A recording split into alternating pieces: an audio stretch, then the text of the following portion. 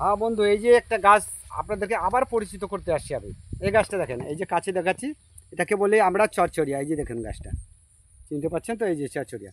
এই গাছটাকে আপনার যদি গরু ছাগলের যে কোনো পায়ে, আমরা বলি খুঁড়িয়া, পায়ে যদি গরম হয়ে যায়, পোকা লেগে যায়, পোকা লেগে যায়, তাহলে আপনি কী করবেন, এই গাছটাকে সকাল সকাল পেচ্ছাপ না করা অবধি, পেচ্ছাপ না করার অবধি তার আগেই তুলে নিতে হবে।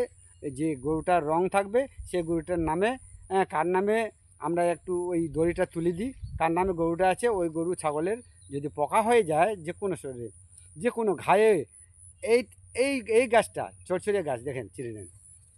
এই যে এই চরচরে গাছটা তুলে নিয়ে আপনি কী করবেন, ওই যে শিকড়টাকে, যেটা এটা বিচ্ছি হয়ে গেছে, যেটা বিচ্ছি হবে না, যে গাছ কুমারায় আছে, কুমারী আছে, ওই গাছটাকে তুলে নিতে হবে সকাল সকাল খুব।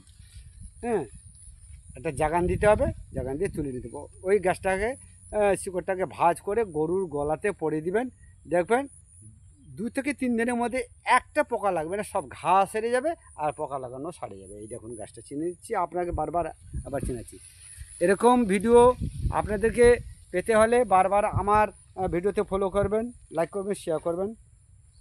এরকম গাছের সম্পর্কে আপনারা জানতে পারবেন।